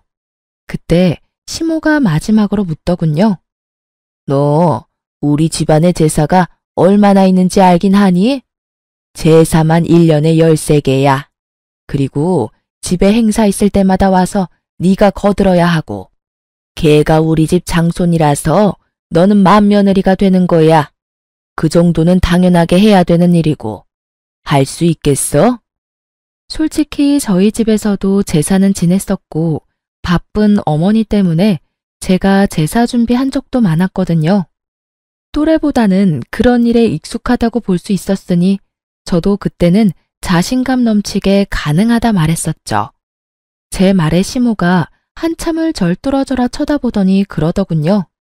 좋다. 너랑 우리 아들 결혼시켜주마. 원래라면 합가를 해야 하는 상황이지만 아들이 분가를 그렇게 원하니 내가 분가할 수 있도록 해주마. 대신 제사 행사에 절대 빠지지 말고 참석해. 네가 못한다고 생각하면 나는 둘 가차없이 이혼시켜버릴 거야. 이때 느낀 감정은 마치 면접관을 앞에 둔 기분이었어요. 며느리 면접을 하면 이런 느낌일까요? 결국 저는 그렇게 시모의 요구에 알겠다고 답했고 그렇게 저와 남편은 결혼을 할 수 있게 됐어요. 그리고 시모는 분가를 하는 저희의 신혼집 전세금을 모두 빌려주셨어요. 그리고 행복한 결혼은 악몽의 시작이 되었죠. 시댁 재산은 생각보다 컸고 많았어요. 처음에 살짝 버벅대기는 했지만 그래도 한 달, 두 달이 흐르면서 본래 하던 게 있으니 어떻게든 맞춰갈 수 있게 됐어요. 처음 1년은 시모의 짜증 섞인 말만 들었어요. 넌 도대체 친정에서 배워온 게 뭐니? 어떻게 제대로 할 줄 아는 게 하나도 없어? 너희 부모님도 참 대단하시네. 이런 것도 모르는 애를 결혼시킬 배짱이 어딨어? 저의 실패나 서투름은 곧장 친정 부모님을 향한 모진말로 돌아왔고 그런 말을 듣지 않기 위해 정말 애 많이 썼어요. 2년 차에는 필사적이었던 만큼 더 잘해낼 수 있었어요. 그런데 그마저도 시모 마음에는 들지 않았나 봐요. 네가 들어온 지 2년이 되는데 여태껏 나한테 물어보면 어떡하니? 네가 알아서 해야 할 거 아니야. 그리고 언제까지 내가 준비를 다 해줘야 하니? 이제부터는 알아서 네가 준비도 하고 음식도 해야지. 맞는 말이라고, 일리 있는 말이라고 생각은 했어요. 그런데 정말 버티지 못하겠다고 생각한 건 좋은 말 한마디 안 해주는 심오한 남편 때문이었어요. 노력은 어느새 당연한 게 되고 그 당연한 걸 조금이라도 못하게 되면 질책이 날아왔죠. 이 시기에 저는 채찍질만 당하는 말 같은 존재였어요. 언제까지 노력해야 하나, 언제쯤이면 며느리로 인정해줄까 하는 생각이 들었었죠. 게다가 시모의 동행이나 일 요구가 심해지자 어쩔 수 없이 다니고 있던 직장까지 그만뒀어요. 시모가 한 달 용돈을 줄 테니 일을 그만두고 시댁 일에 전념하라고 했었거든요. 일을 하면서는 도저히 시모의 요구를 만족시킬 수 없어서 일을 그만뒀지만 마음속으로는 너무 아까웠어요. 하지만 남편과의 결혼 생활 유지를 위해서는 제가 시댁에 잘할 수밖에 없다는 생각으로 시댁에 전념했었죠. 제사나 행사만큼 많이 불렸던 건 손님들 대접할 때였어요. 아버님은 사업을 하시니 만나는 분들이 많았어요. 그런 분들을 집으로 초대하면 항상 제가 불려가서 음식도 하고 청소도 하고 했었어요. 제가 일을 잘하면 잘할수록 일이 늘어나는 신기한 상황이 된 거죠. 3년 차쯤 됐을 때 시모는 손가락 하나, 턱짓 한 번으로 사람을 부려먹을 정도가 되어 있었으니까요. 결국 그런 것들이 쌓이니 저는 스트레스가 점점 늘어만 갔어요. 그리고 정말 타이밍 나쁘게도 그때 알게 된 거죠. 남편의 화려한 이중 생활을. 그날은 정말 즐거운 날이었어요. 시댁에서 절 부르지 않았고 남편과 바깥에서 식사도 했고요. 집에 들어와서는 둘이서 와인도 한잔하면서 즐거운 시간을 보내고 있는데 남편이 그날따라 과음을 했는지 소파에서 영화를 보다가 먼저 잠이 들었어요. 저는 남편에게 이불을 덮어주고 침대로 가려고 했어요. 그런데 남편 손에서 스르륵 빠져나온 폰이 바닥에 소리를 내며 떨어지더군요. 그리고 그걸 주워든 저는 아무 생각 없이 남편의 폰을 열었어요. 남편은 한 번도 폰을 잠근 적이 없었거든요. 귀찮다고, 그리고 문제 있는 사람들이나 비밀로 하는 거라고요. 솔직히 여태껏 남편의 그런 말들 때문에 폰을 확인하지 않은 것도 있어요. 그날도 그냥 탁자 위에 놔둘 수도 있었던 폰이었죠. 그런데 이상하게 열어보고 싶은 기분이 들었던 건 어째서였을까요? 저는 남편의 폰을 열어 사진과 메시지, 카톡을 확인하고는 웃으며 폰을 내려놓으려 했어요. 정말 아무것도 없는 업무나 친구 연락만 있었으니까요. 그나마 남편 덕분에 내가 이 힘든 시집살이를 견딘다고 생각하며 폰을 내려두려다가 순간 폴더 안에 있는 아주 작은 어플 하나에 눈이 갔어요. 그걸 누르지 말아야 했는데 그 안에는 남편이 만난 여자들이 몇 명이나 있더군요. 저는 남편이 바람을 필 거라는 상상도 해본 적 없었는데 이렇게 한 명도 아닌 여러 명의 여자를 보게 되니 너무 당황스럽더라고요. 남편이 그 여자들과 약속 잡은 날을 확인해 보니 거의 대부분이 제가 시모에게 불려서 시댁에 간 날들이었어요. 저는 남편과의 결혼을 유지하기 위해서 몸이 힘들어도 제사 준비, 음식 준비, 청소까지 식모처럼 일하고 있었는데 남편은 그런 저를 두고 자기 혼자 열심히 즐기고 있었더라고요. 너무나 큰 배신감과 충격에 부들부들 떨며 혼자 소갈이 하던 저는 잠도 제대로 못 자고 그날 하루를 뜬 눈으로 지새웠어요. 그리고 그 다음날 남편이 일어나자마자 묻지도 따지지도 않고 말했죠. 나랑 이혼해줘. 자다 깬 남편 얼굴이 당황스러움으로 바뀌더군요. 그럴 수밖에요. 제가 장난으로라도 헤어지자거나 이혼하자는 말은 한 적이 없었거든요. 연애를 하고 있는 동안에도요. 그런 제가 뜬금없이 앞뒤 다 잘라먹고 이혼하자니 남편이 당황할 수밖에요. 뜬금없이 아침부터 무슨 소리야? 무슨 일 있어? 집안일이 힘들어? 엄마가 괴롭혀? 지 탓이라는 생각은 전혀 안 하고 시댁 문제를 들먹이는 남편을 보는데 역겨워서 구토가 나올 것 같더군요. 저렇게 나를 위하는 척하면서 뒤로는 다른 여자 만나면서 온갖 더러운 짓을 다 했을 거라 생각하니 진짜 너무 견딜 수 없을 만큼 더러운 기분이었어요. 시댁 일 힘들지. 내가 왜 그 힘든 일을 해냈는데? 당신이랑 결혼 생활 유지하려고 그런 거였잖아. 그런데 당신 나 시댁에서 일하는 동안 데이트 앱으로 여자 만났더라? 어떻게 그럴 수가 있어? 제 말에 남편 눈이 크게 떠지더니 아차 싶은 표정이더군요. 자신의 외도가 들켰음에도 남편은 크게 당황하지 않았어요. 미안해 여보. 그치만 하늘에 맹세코 그 여자들한테 마음 준 적 단 한 번도 없어. 다 그냥 노는 애들이야. 그냥 그렇게 잠깐 만나고 헤어지는 그런 사람들이야.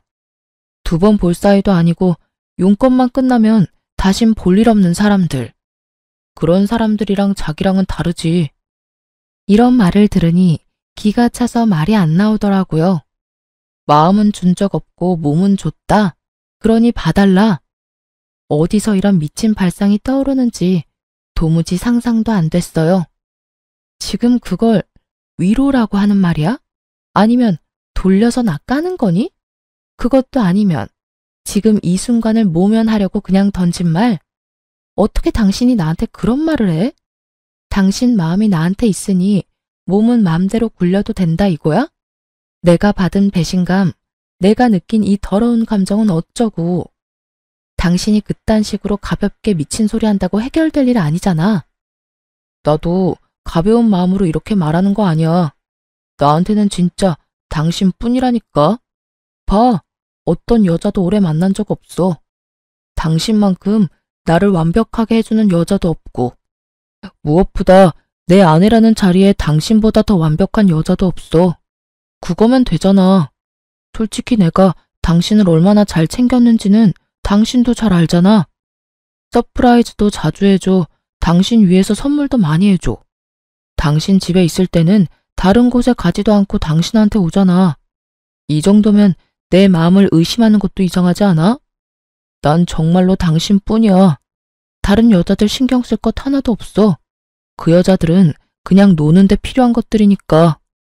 남편 말대로 남편이 저와 있는 동안만은 잘해줬으니 저도 의심하지 않았었죠. 그런데 그런 저에게 남편이 이런 짓을 하다니. 그만해. 더 이상 듣고 싶지 않아. 당신의 사랑이 이런 가벼운 것인 줄 알았으면 당신이랑 결혼조차 생각 안 했을 거야. 서프라이즈, 선물을 많이 해주면 바람 펴도 되는 거야? 나하고 있는 시간에만 충실하면 내가 없는 시간에는 다른 여자 만나는 게 당연한 거냐고. 여보, 나는 지금 이 상태에서 벗어나고 싶지는 않아. 당신처럼 완벽한 아내이자 며느리는 찾기 힘들잖아. 요즘에 누가 제사를 그만큼 지내고 시댁 일에 헌신을 다해? 어딜 찾아봐도 당신뿐이야. 당신이 있으니 우리가 이렇게 잘 사는 거고. 부모님 도움 받아가며 편하게 사는 거잖아. 내가 시댁 일에 헌신할수록 제 지가 빵빵해지고 쉬는 날 많아지니 이 상태를 유지하고 싶다는 말을 빙빙 돌려 말하는 남편놈도 역겨웠어요.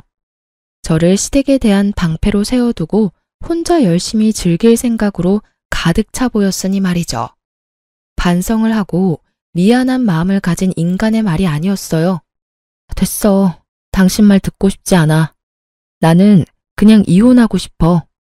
당신이랑 이렇게 말하고 있는 지금도 기분이 너무 더럽고 귀가 썩어가는 기분이야. 이혼해. 여보, 미안하다니까. 한 번이잖아. 딱 한 번 걸렸잖아. 그렇게 바로 나랑 이혼하겠다고 하면 내가 뭐가 돼? 나도 반성할 기회를 줘. 몇 달간만이라도 유예를 줘. 그래야 내가 반성하고 있는지 당신도 알 거 아니야. 그딴 말 귀에 들어오지도 않았어요. 남편은 다시 이야기하자며 저를 달랬지만 전혀 달래지지 않은 채였죠. 배신감과 분노로 머리가 어떻게 되는 것 같았거든요. 게다가 그날 시모가 저를 불렀어요. 아가씨의 결혼식에 입을 한복을 보러 가는데 저에게 같이 가자고 하셨거든요. 그런 일 정도는 아가씨와 함께 갔으면 좋았을 테지만 시모는 악착같이 저를 데리고 다니려고 했어요. 결국 불려가서 시모의 비서 노릇을 하다가 시댁으로 돌아왔어요.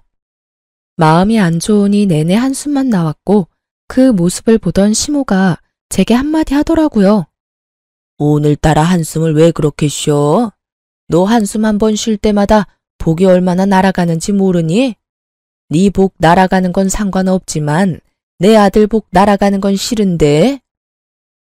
그게... 말해봐. 무슨 일이야? 돈이 모자라? 설마 나 따라다니는 게 힘들어서 그러니? 마지막은 좀 그럴듯하다고 생각하며 저는 시모에게 사실대로 말했어요. 사실은 그이가 바람을 폈어요. 인터넷으로 여자 만나는 걸로. 뭐? 시모의 얼굴이 귀신같이 변하더군요. 시모는 교사를 했었던 터라 그런 일을 무척 싫어하셨어요. 시모가 완전 화내면서 남편을 불렀어요. 불려온 남편이 눈빛으로 제 탓을 하길래 저는 눈을 피했어요. 엄연히 잘못한 건 남편이니까요. 너 며느리 두고 바람 폈어? 어머니, 그런 거 아니에요. 그냥 한 번만 만난 것뿐인데 이 사람이 너무 과하게 생각하는 거예요. 거짓말하지 마. 거기는 여자 목록만도 여럿이야. 한 번만 만났겠지. 여러 명을 한 번씩 만났으니까 잘못이 없다고 말할 거야? 우리끼리 이야기하자고 했는데 왜 어머니한테 말한 거야? 남편의 푸념에 시모가 큰 소리 치더군요. 그만. 둘 다 어른을 앞에 두고 이게 무슨 짓이야? 그리고 네 행동에 이 엄마 아빠의 명예가 걸려있다고 내가 몇 번을 말했어. 여자를 만날 거면 조용히 뒤탈 없는 여자로 만나. 너 때문에 아버지 사업에 문제 일으키면 우리가 주던 지원은 다 끊을 거다. 내 명의에 너희 신혼집이며 매달 주는 용돈이며 다 끊어버릴 테니까 지금 당장 내 눈앞에서 다 정리해. 혼내는 것도 참 시모답다 싶었어요. 부모님 이름에 똥칠하지 말고 뒤탈 없는 여자를 만나라니. 이럴 땐 네가 잘못했고 용서를 구해라가 답이 아닌가요? 결국 남편은 제게 조금만 시간을 달라고 했죠. 자기가 변하지 않는 것 같으면 그때 이혼해 달라고요. 필사적인 남편의 말에 딱 한 번만 용서하기로 했어요. 그날 이후로 남편은 매일 저녁 제게 핸드폰 검사를 받고 설정에 들어가 어플 다운받은 모든 기록을 보여줬어요. 그렇게 이야기가 일단락 되어가고 있었어요. 정말로 남편은 바람을 피지 않았고 집과 회사, 시댁을 드나들며 제 눈앞에 있으려 노력했죠.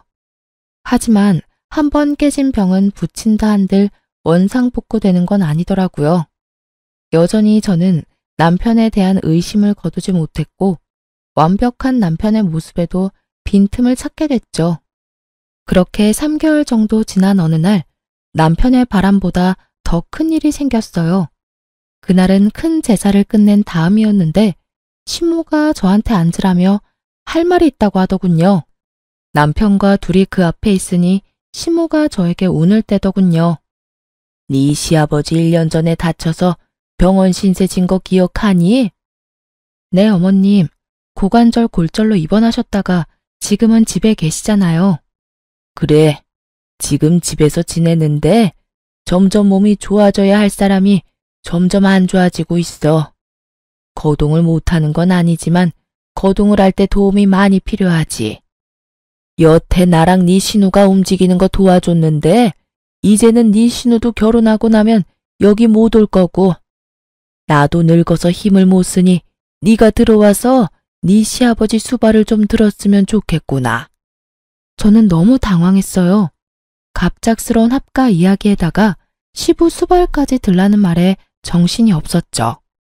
솔직히 그 집안의 제사와 행사만 도맡아 해도 일이 힘들고 바쁜데 그 와중에 아픈 시부 수발까지 지금의 스트레스보다 몇 배나 더 힘들어질 게 불보듯 뻔했어요. 시모는 언제 어디서나 저의 행동과 말을 관찰하고 검사할 테고 남편은 남편대로 이 집에 들어오면 다시 밖으로 놔둘 게 분명했죠. 어머님, 아버님 상태가 안 좋아지신 거면 병원을 다시 가보셔야 되지 않을까요? 의료 지식도 없고 간병도 해본 적 없는 사람들이 하기에는 좀 어려울 것 같은데. 여태 잘 해왔다. 그러니까 걱정하지 말고 합가할 준비나 해.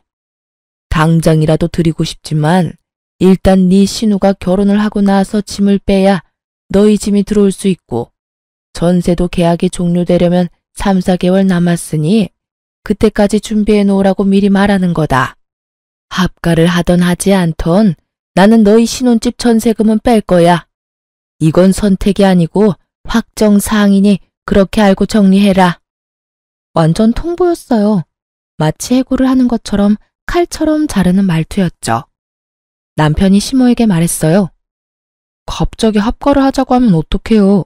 솔직히 합가하는 게 쉬운 일도 아니고 직장이랑 거리가 있어서 여기 들어오는 것도 쉬운 일 아니라고요. 차가 없으면 대중교통을 타고 다니면 되고 없으면 자전거라도 사서 끌고 다녀. 네 직장에서 우리 집까지 편도로 30분밖에 안 걸리잖아. 이 큰 도시에 살면서 출퇴근 왕복으로 1시간이면 오히려 짧은 시간 아니니? 어디서 말도 안 되는 말을 하고 있어. 너 그렇게 집에 들어오는 게 싫은 거야? 그런 게 아니라 거기에 이미 자리를 잡았는데 갑자기 들어오라니까 그런 거죠. 그럼 집에 들어가면 뭐 해줄 건데요? 남편은 벌써부터 합가하고 자기에게 떨어질 콩고물부터 생각하고 있더군요. 우리 신혼집 전세자금 좀 나눠줄 거예요? 너 하는 거 봐서 잘하면 주고 잘못하면 줬던 것도 뺏을 거다. 그리고 매달 지원하던 건 그대로 줄 거야. 너희는 더 좋은 거 아니니? 돈 내던 거 안 나가고 받는 돈은 그대로 잤니? 그리고 우리 죽으면 이 집 너희한테 그대로 상속될 거고 도대체 왜 싫은 건지 모르겠구나. 시모의 말은 구구절절 맞았어요. 하지만 거기에는 중요한 게 빠져 있었죠. 그 집에 들어갔을 때 제게 주어질 일의 크기요. 지금보다 더 많은 일을 도맡을 것이 뻔했기에 저의 마음속으로는 거의 울고 있었어요. 아무리 봐도 이 상황을 타개할 방법이 없어 보였거든요. 그렇게 저는 시댁에서 나와 집으로 가며 생각에 잠겼어요. 이 일을 어찌해야 할까 남편과 상의해 볼까 싶었지만 남편은 이미 들어가기로 마음을 굳힌 듯 보였어요. 전세금이 탐나서 그랬겠죠. 저는 그날부터 어떻게 시모의 합가를 거절할까 하고 생각하기 시작했어요. 좋은 방법이 떠오르지 않던 그때 남편이 다시 다른 여자를 만나는 걸 목격했어요. 이번에는 공교롭게도 제가 직접 보게 된 거였죠. 남편과 밖에서 식사를 하고 남편은 약속이 있어서 그대로 시내에 있기로 했고 저는 집으로 돌아왔어요. 그런데 돌아오던 도중에 남편이 제 핸드백에 지갑을 넣어놓은 걸 깜빡해서 남편에게 갖다 주려고 다시 남편이 있던 곳으로 갔거든요. 그때 보게 됐어요. 상간녀를 말이죠. 두 사람이 팔짱 끼고 걸어가는데 한두 번 만난 느낌이 아니었어요. 저번처럼 일회성인가 싶었는데 전혀 아니었어요. 그 친밀감이 생각 이상이라서 제 쪽이 더 당황했어요.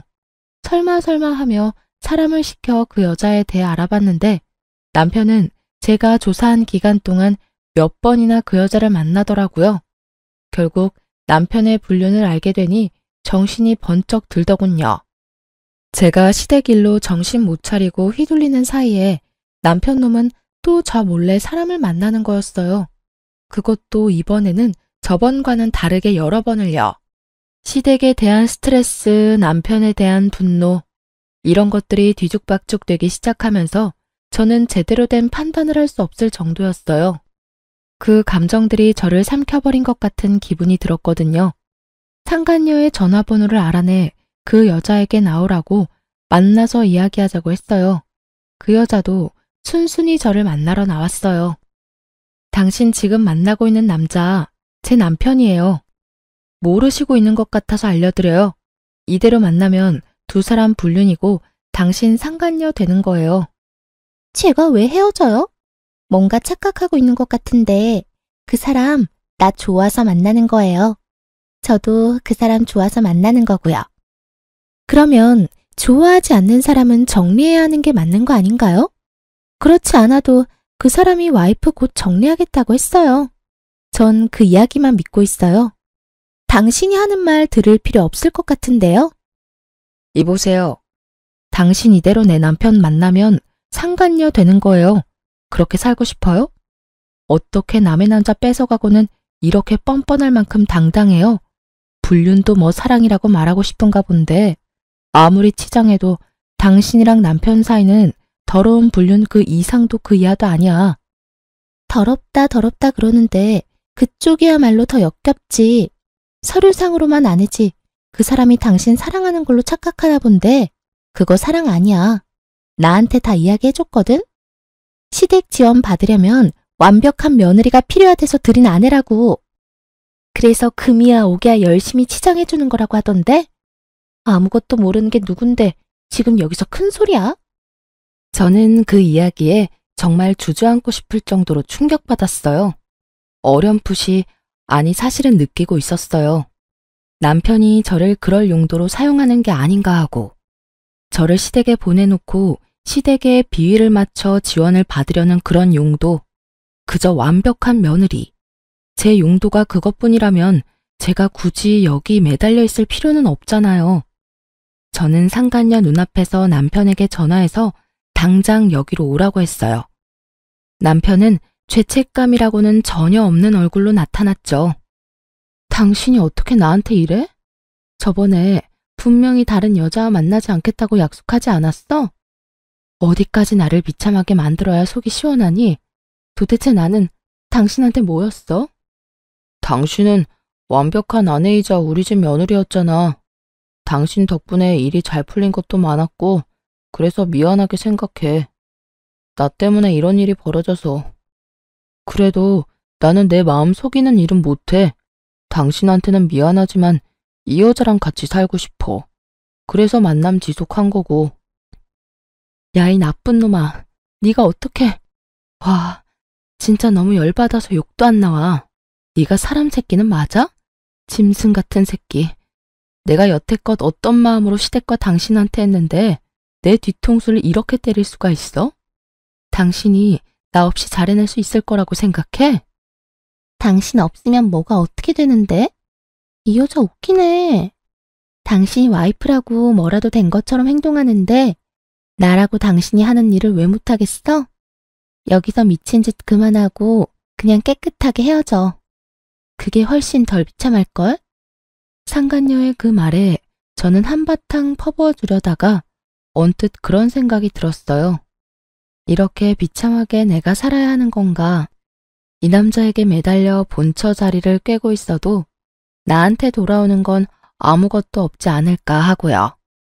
시모가 나를 마음에 두는 건 그저 내가 하는 일을 잘하는 식모라서 그렇고 실제로는 나를 딸처럼 생각하는 건 아닐 거잖아요.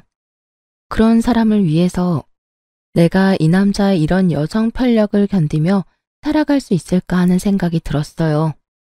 그러자 정신이 번쩍 들었어요.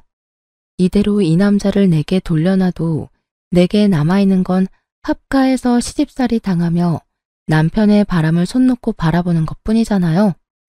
저는 입을 닫았어요. 남편에게 아무런 질책의 말도 하지 않고 남편에게 말했죠. 알았어. 이혼해 줄게. 당신 같은 남자는 내 쪽에서 사양이야. 대신 시댁에는 비밀로 하고 이혼해. 이혼하는 순간까지 비밀 잘 지켜. 그리고 최대한 우리 이혼 빨리 해결되도록 협조해. 대신 상간녀 위자료 소송은 할 거야. 그렇게 알고 있어. 이건 다 당신 잘못으로 이혼하는 거니까 그 정도는 해줄 수 있지? 제 말에 상간녀와 남편은 환하게 웃으며 서로를 얼싸안으며 좋아하더군요. 소송을 한다는데도 좋아하는 걸 보니 위자료는 남편이 다 내줄 것 같더군요. 그나저나 상간녀의 그 꼴을 보아하니 상간녀는 모르는 것 같더라고요. 남편이 곧 시댁에 합가해야 한다는 사실과 시댁의 제사와 행사가 얼마나 많은지, 그리고 무엇보다 그 집에 귀신보다 독한 시어머니가 있다는 것을요. 저는 무표정으로 나왔어요. 그걸 알려줄 착한 마음 같은 건 없었으니까요. 나를 지옥에서 빼내어줄 소중한 사람인데 그런 이야기를 알려줄 필요가 있을까요? 지금의 행복을 만끽하도록 두는 게 좋겠죠. 다음에 있을 지옥이 그래야 더 고통스러울 테니까요. 그런 생각을 하고도 흠칫 놀랐어요. 그렇지만 남편의 불륜으로 이혼하는 여자들은 거의 대부분이 이런 마음일 거예요. 저만 그런 게 아니란 걸 알고서는 마음이 도리어 편해졌죠. 게다가 처음에는 정말 화가 나고 열이 받아서 온몸이 부들거리고 정신이 나갈 만큼 분노로 가득했는데 시간이 좀 지나고 객관적으로 제 상황을 바라보게 되니 딱히 이혼이 나쁜 것만은 아니었더라고요. 남편의 불륜으로 비참해질 마음은 이혼을 함과 동시에 너무도 편안해졌으니까요. 게다가 시댁에 신경 쓰지 않아도 된다는 건 너무나 다행스럽고 행복한 미래였죠. 그리고 이혼 숙려 기간 동안 저는 아주 바쁘게 살았어요. 시댁에는 숨겨야 했기에 이혼이 완벽하게 되기 전까지는 어쨌든 시댁 일을 도와야 했거든요. 게다가 합가를 위한, 아니 상간녀의 시댁 합가 때문에 제 짐들은 미리 빼둬야 해서 바빴어요. 그러면서 직장의 취직이 확정되었고 드디어 법적으로도 서류상으로도 완벽하게 이혼이 되었어요. 싱글이 된 첫날 저는 이미 빼둔 짐을 미리 구해놓은 전셋집에 옮겨두고 자유를 즐기고 있었어요. 사실 이혼이 완료된 날 다음 날은 시댁 제사가 있는 날이었어요. 이혼을 했으니 갈 필요도 없어 새로 구한 집에서 혼자 뒹굴거리고 있었죠. 그런데 시모에게서 전화가 왔더군요. 너 대체 어디야? 도대체 이게 다 무슨 일이고? 지금 당장 우리 집으로 와. 여기 지금 네 남편 애인 데리고 와 있어. 나한테 설명해. 어머님, 죄송한데 이미 저희 이혼해서 남이에요. 이야기 들으실 거면 아드님한테 들으시는 게 낫지 않을까요? 뭐? 이혼을 했다고? 이혼해도 숙려기간이라는 게 있잖아. 너희 그거 아니니? 그 기간도 이미 다 끝나서 저희 진짜 서류상으로도 남남이에요. 그러니까 아이고, 이게 다 무슨 일이야? 너 지금 당장 우리 집에 와. 와서 설명해. 사실 안 가도 문제는 없었어요. 이제 남이잖아요. 그런데 시모의 모습을 보니 상간녀와 전 남편의 반응이 너무나 신경 쓰이더라고요. 도대체 뭘 어떻게 했길래 시모가 저한테 오라고 전화를 했을까 싶었죠. 그래서 시댁으로 갔어요. 집안에는 상간녀와 전 남편이 가지런히 시모 앞에서 무릎을 꿇고 앉아 있더군요. 시모는 저를 보더니 턱짓으로 들어와 앉으라고 시키더군요. 전 남편 옆에 앉았더니 시모가 물었어요. 너희 왜 이혼했어? 저 남편이 이 여자랑 바람이 났는데 저한테 이혼해달라고 하더라고요. 그 여자 너무 좋아한대요. 게다가 이 여자도 저한테 이혼해달라고 요구했고요. 넌 본처잖니? 그런 애가 그렇게 쉽게 이혼을 해주면 어떡해? 어머님, 이 사람이 좋다고 하는데 제가 막을 수 있을 리가 없잖아요. 그리고 저는 사랑 없는 결혼은 못해요. 제가 결혼할 때도 말씀드렸지만 저는 저 사람이 절 사랑하는 동안에는 뭐든 할 수 있다고 했잖아요. 그런데 절 사랑하지 않는다니 제가 무슨 할 말이 있겠어요? 본처가 다 뭔데요? 그렇게 자존심 세우고 앉아있으면서 두 사람 하하호호 즐거워요, 사랑해요 하는 거 보고 있으라고요? 그렇게 살면서 제 정신이 망가지는 걸 가만두느니 그냥 지금 당장은 쪽팔려도 이혼하고 제 살 길 찾아가는 게 낫다고 생각했어요. 이혼이 너희 둘만 하는 거니? 예, 결혼을 할 때 양가 부모님이 함께 했으면 이혼을 할 때도 양가 부모님께 알려야 되는 거 아니야? 오늘이 제사인데 아무것도 모르는 무지렁이 한 마리가 들어와서는 집안을 이렇게 어지럽히고 있잖아. 너도 데려올 거면 일 잘하는 참한 여자를 데려왔어야 할 거 아니야.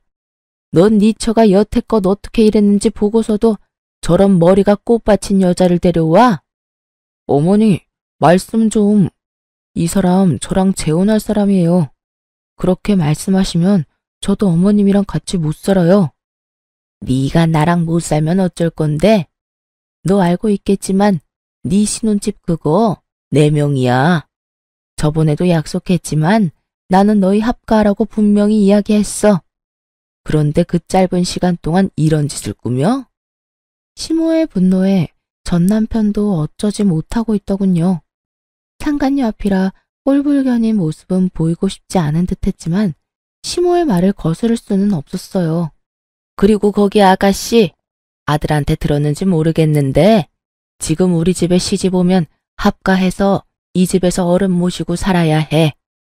우리 남편이 다치고 나서 후유증이 심해서 거동이 잘 안 되거든. 그러니까 시아버지 수발까지 들어야 하고 집에 제사는 1년에 13번 정도 있는 데다가 손님 오시면 음식 접대에 청소까지 다 해야 해. 너 할 수 있겠니? 할 수 있으면 아들이랑 결혼 허락해 줄게. 근데 하기로 했으면 일단 잘 해야 하는 건 알지? 난 일 못하는 사람은 용납 못해. 시모의 말에 상간녀 얼굴이 하얗게 질리며 전 남편에게 이야기하더군요. 난 그런 이야기 들은 적 없어. 설마 당신 나 속인 거야? 나는 당연히 그 집에서 우리 둘만 살 줄 알았어. 게다가 제사라니. 내가 이야기했잖아. 합가 이야기는 안 했지만 제사 지내는 거랑 시댁 일 돕는 건 저번에 너도 다 할 수 있다며? 전 와이프가 다 하던 건데 그걸 당신이 못할 리도 없고. 당신이라면 잘할 수 있을 것 같아서 별말 안 한 거라고. 그래, 제사나 음식은 내가 할 수 있다고 쳐. 근데 아픈 어른 수발까지 드는 건 나한테 말 없었잖아. 게다가 합가라니. 그 이야기가 제일 중요한데 하지도 않고. 난 절대 합가는 안 돼. 어머니, 이렇다는데 좀 봐주세요. 제사며 음식 돕는 건 다 할 수 있다잖아요. 저도 아직 합가는 하고 싶은 마음이 없고 솔직히 사람 쓰면 될 일을 어머니가 어거지로 하고 있으니까 이런 일이 벌어지는 거잖아요. 이 사람 생각해서라도 사람을 쓰던지 요양원을 보내는 게 맞잖아요. 저는 묘한 배신감에 휩싸였어요. 제가 고생하는 걸 다 보고 느꼈으면서도 저와는 결혼 기간 중에는 시모에게 아무 말 없었던 전 남편에게 이미 지난 일이었지만 배신감을 느꼈죠. 시모는 자신에게 대드는 전 남편을 보더니 무척 엄한 얼굴로 말했어요. 합가하기 싫으면 따로 나가 살아. 너희 돈으로. 나는 절대로 분가에는 돈 못 대준다. 그리고 합가해서 살지 않으면 너희한테 지원하던 것도 다 끊을 거고 상속도 없을 줄 알아. 네가 믿지 못할 수도 있을 것 같으니 일단 네가 쓰는 카드부터 정지하마. 결국 그렇게 카드까지 정지 먹은 전 남편은 모아놓은 돈이 없어서 상간녀와 함께 울며 겨자 먹기로 시댁에 합가하기로 했더라고요. 좀 전에 느낀 배신감이 순식간에 사라질 만큼 상간녀와 남편의 실망한 얼굴이 너무 좋았어요. 그럼요. 제 가슴에 못을 박고 자기들끼리만 좋은 건 불공평하잖아요. 저는 그 집에서 나왔고 전 남편과 상간녀에게 위자료를 꼬박꼬박 받고 있었어요. 그리고 4개월쯤 지났나? 일하고 있는데 전 남편에게서 연락이 왔더군요. 전화를 안 받았더니 문자 카톡까지 남기고 다 무시했더니 결국은 친정어머니에게 연락하는 바람에 전 남편과 만났어요. 무슨 일로 나 보자고 했어? 난 당신하고 할 말 없어. 일도 바쁘고. 직장 구했어? 당연하지. 여태껏 당신네 집일 도와준답시고 일 안 한 거야. 그때는 돈도 받고 있었으니까 할 필요도 없었고. 그런데 무슨 일로 보자고 한 건데? 당신 혹시 나한테 돌아올 생각 없어? 여태껏 혼자잖아. 갑자기 이런 무슨 정신 나간 소리인가 싶어서 전 남편의 얼굴을 빤히 쳐다봤어요. 어디 아파? 왜 그런 무서운 소리를 해? 아니, 그 재혼한 여자는? 그 여자랑은 이혼했어. 이혼? 결혼한 지 얼마나 됐다고. 나 때문에 헤어진 건 아니야. 우리 본가랑 잘 안 맞아서 어머니 일 시키는 게 힘들었나 보더라고. 그래서 가만히 생각해보니 네가 참 힘들었겠다 싶기도 하고. 그런 마음 드니까 미안함과 동시에 내가 좀 더 잘해줬어야 했다는 후회도 들고 그렇더라고. 제대로 된 말을 하는 놈이 아닌데 수상했죠. 그래서 더 집요하게 물어봤어요. 헤어졌으면 다른 여자 찾으면 되잖아. 굳이 헤어진 전 부인을 찾는 거야? 당신이 우리 집 일 도맡아 했잖아. 그렇게 할 줄 아는 사람 없기도 하고, 우리 엄마 성미 맞춰줄 사람도 없고, 그리고 아직도 나는 너를 마음에 두고 있어. 그때 그 여자 때문에 모진 말 하긴 했지만 정말로 당신을 놓을 생각은 없었거든. 거짓말을 줄줄 읊으며 말하는 짐승 새끼를 보니 기가 막혔죠. 헤어져 달라고 난리칠 땐 언제고 이제 와서? 그리고 엄마도 당신이 돌아왔으면 하고 있고, 제사도 줄이고 병수발도 안 들어도 된대. 당신이 돌아오기만 하면 다 원하는 대로 들어준대. 분가도 시켜주고. 나도 당신 말고 다른 데는 눈길도 안 줄게. 정말로 약속할게. 그 말을 믿어? 당신도 참 순진해. 그치? 어머님이 정말로 내가 원하는 대로 해주겠다고 해? 그럴 일 절대 없다는 데에 내 전 재산을 걸 수도 있어. 여태껏 시댁 재산으로 우리를 마음대로 부려오신 분이야. 이번에도 그 돈으로 우리를 부리려고 하겠지. 그리고 시댁 이야기 하기 전에 당신이 더 문제지. 여자 만나는 거 안 고쳐지잖아. 데이트 앱으로 여자 만나던 것도 상간녀 만나던 것도 안 하겠다며 약속해놓고 약속 무시한 채 만난 거잖아. 약속이라는 말의 무게가 너한테는 깃털처럼 가벼운 거 이미 다 알아. 그럼 나한테 약속이라는 말을 해? 내가 바보야? 멍청이야? 너 원하는 대로 다 해줄 것 같은 여자처럼 비춰지는 것도 이젠 지겹다. 앞으로 이런 말 할 거면 나한테 연락하지 마. 역겨우니까. 제 말에 전 남편은 화가 난 것 같더군요. 혼자 있는 게 외로워 보여서 구제해 주려고 했더니 뭐? 그러는 너는 뭐가 그렇게 잘났는데? 잘하는 거라고는 어른들 비위 맞추는 것밖에 없으면서. 너 같은 건 나도 싫어.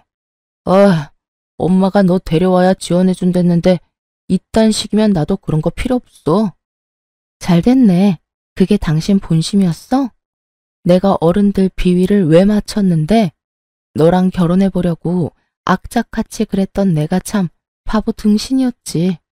그리고 한 가지만 알려줄게. 넌 능력도 없는 놈이야. 야, 너 진짜 이딴 식으로 빈정거릴 거야? 그리고 누가 능력이 없대? 너 혹시 우리 엄마한테 연락받았어? 그 이야기 듣고 너 지금 나한테 능력 없다느니 그런 말 하는 거냐고. 갑자기 급발진 걸려 당황하는 전 남편을 보며 저는 의아했어요. 이놈이 왜 이렇게 민감하게 반응하나 싶었는데 나중에 그걸 알게 됐죠. 남편이 제게 왜 다시 돌아오라고 했는지를 시모에게 확실하게 듣게 되면서요. 전 남편이 화내고 간 날 저녁에 시모가 연락이 왔었거든요. 그래, 아들 만났니? 이야기는 잘했어? 어때? 다시 돌아올 생각 있어? 나도 양보 많이 하는 거야. 예전처럼 지내게 해줄 테니까 돌아와. 너도 이혼녀 되는 거 싫잖아. 그 이야기는 없던 걸로 하기로 했어요. 그 사람이 저한테 엄청 화내고 갔거든요. 능력이 없다는 말이 그렇게 싫었나 봐요. 뭐? 아무리 애가 발기부전이라도 그런 말을 하면 어떡하니?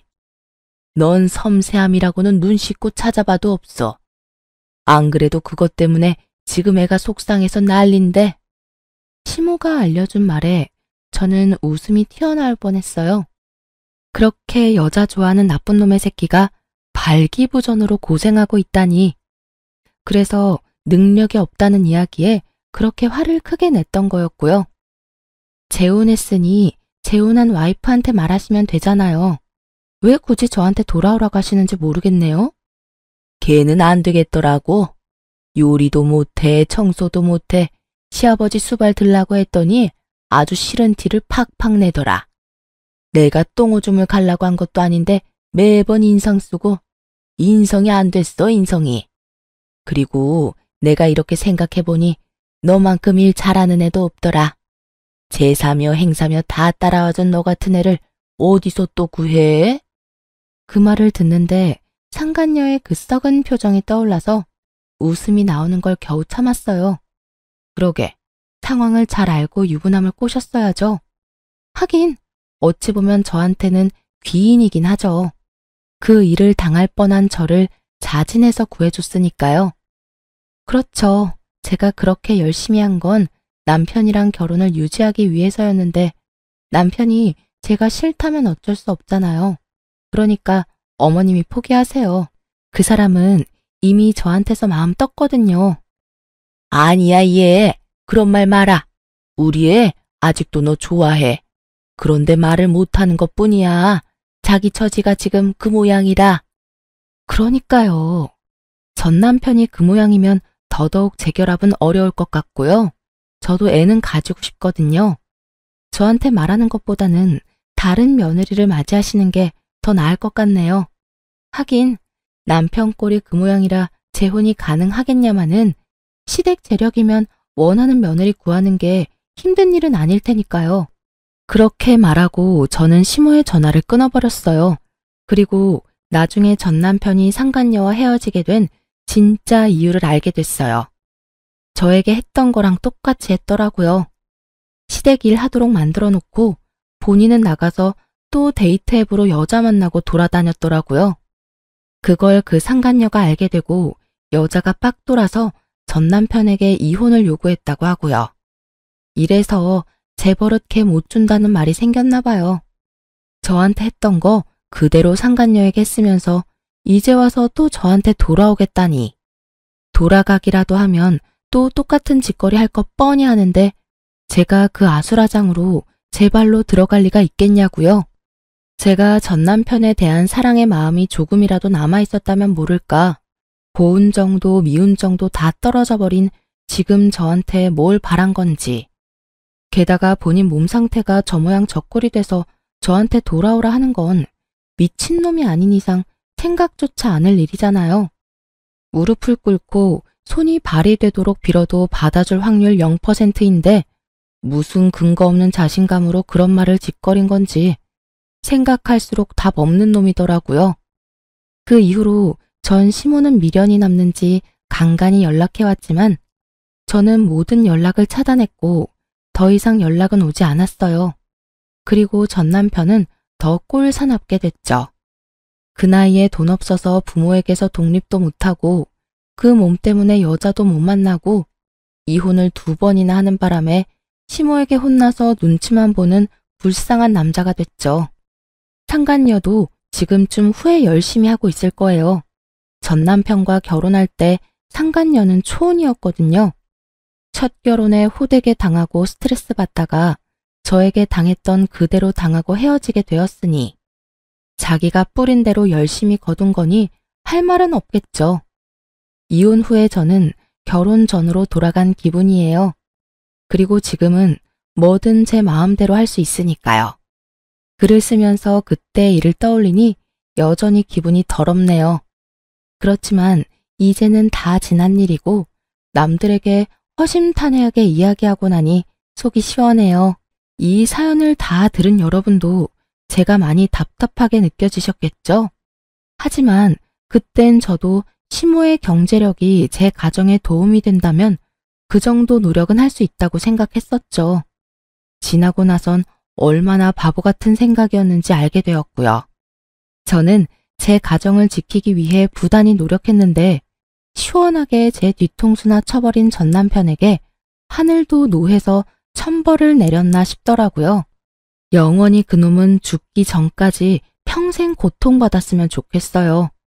그리고 마지막으로 이렇게 서투른 사연을 읽어주셔서 무척 감사합니다. 오늘도 좋은 하루 되시길 바랍니다.